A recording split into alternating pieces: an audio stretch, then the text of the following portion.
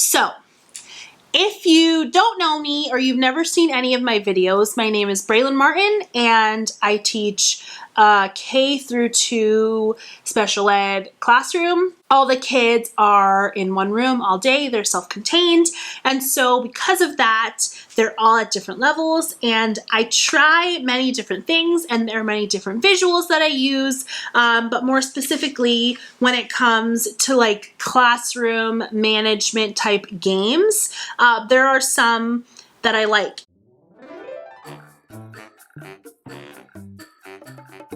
Hi guys, and welcome back to my channel. I have a bunch of papers all over the place because I tried to gather all of the classroom management games or visuals that I've been using the past month, 2 months, and I tried to get them all in one place so that I could show you. Some of them do involve like purchasing a product, and I never want to peddle Teachers Pay Teachers, and just so you know, they're not mine. They're actually other people's products. But if I ever recommend you a product, it's because I think it's so good and I think no one else can do it better. And so the ones I'm going to show you that maybe are $5 are just so good that they're worth it. The reason I felt like this video was important was because I felt like when I first started teaching, there were many behavior things I wanted to implement, and I didn't feel like I saw many of them anywhere on the internet. I was just so lost and so confused about where do you even start? All these kids are going in 5 different directions. How do I somehow get them to be together and work as a cohesive unit? If you saw my video from last week, I talked a lot about the expectations in the classroom, about the schedules, about practicing all of those things. And so those kind of go hand in hand with this week, which are just some of the like classroom management games slash more visuals that I feel like I use.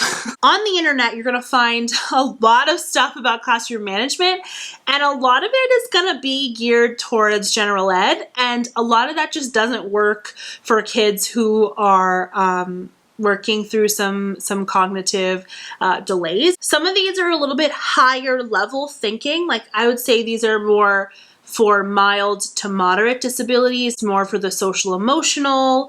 But I would say the multiple disabilities, some of the children who are more nonverbal, or just, you know, the lower functioning autism spectrum, these might not be the most effective, but I would say still some of them you might be able to use like modified.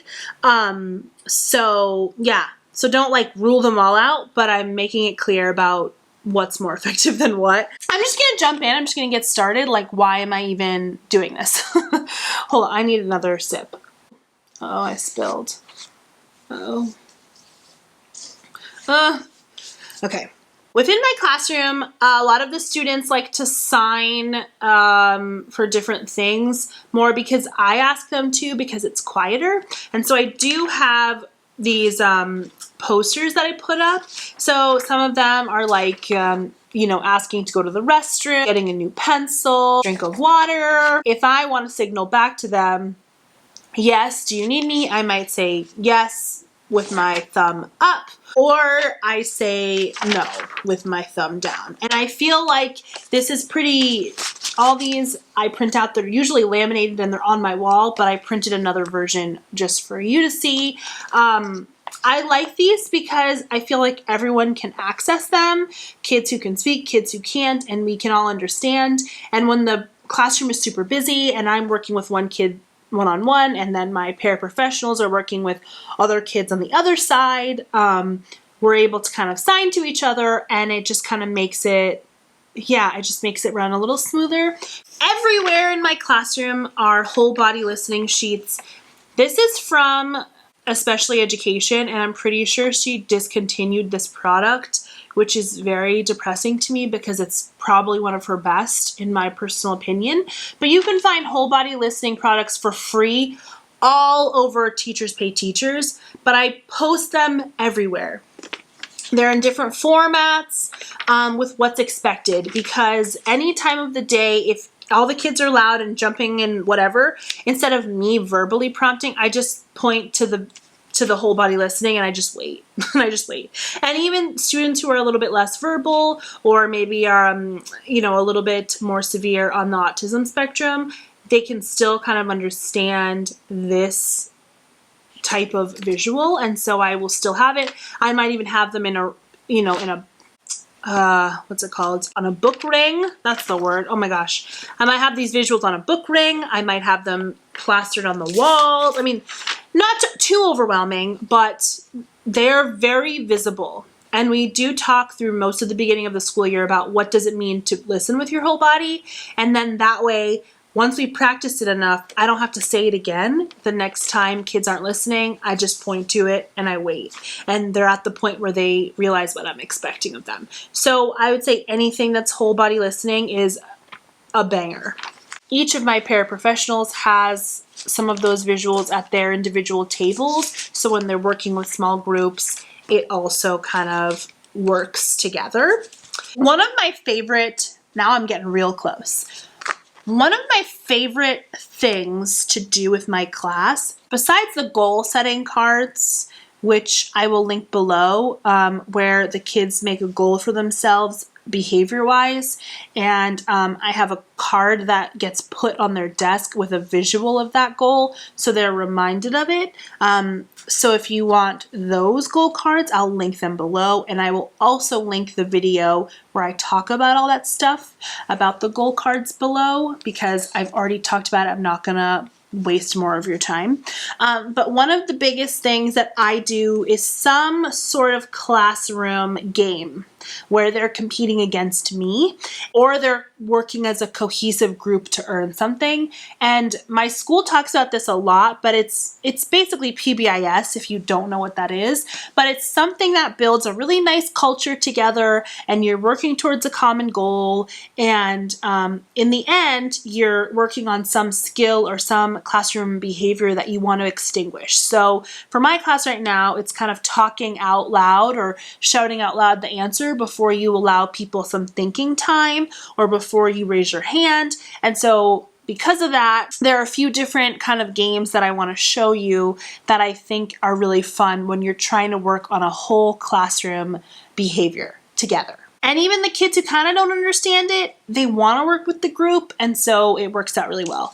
So for some of my students, when they, I won't get into all the details of it, but basically when they follow the rules and they're really awesome, they earn things that eventually earn them these tickets. And so the tickets get stored in their in these little bins for them, and they have the ability at the end of each week either to give tickets to the class bank or keep tickets for themselves to turn into like no homework passes or lunch with a friend or something. I mean, they don't get that much homework anyway, so it's like not really that big of a deal, but it's something to build up some culture in the class to make the classroom feel like a nice, fun, loving environment. So the theme of my classroom is llama and cactus, and so I created this llama little chart. This one I made just from the internet, but their goal is 50 tickets. And so they're earning an ice cream party. And so every time they donate, them or their group together donates 10 tickets, they get a little cactus or that sits on top. And when they have 5 cacti or 50 tickets, then we get to have the ice cream party. So these are on magnets because they're up on this magnetic board in my classroom. But that's a fun way because at the end of each week, some kids do want to give some of their tickets to the class because they want to support the class and they really want to make friends and all that stuff. So we have that's going, and I think that's been working really well. I probably talk about this TP almost as much as I talk about Michaela from Especially Education. They're pretty close neck and neck for me in terms of like how amazing they are.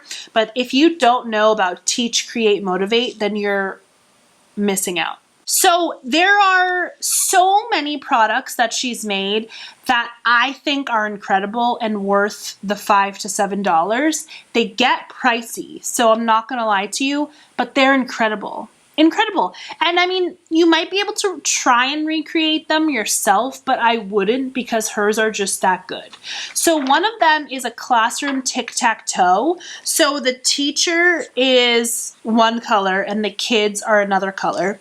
And every time you pick something you want them to work on. So every time they transition quietly, they get to put a tic-tac-toe piece on the board. Or every time they don't transition quietly, you get to put a tic-tac-toe piece on the board.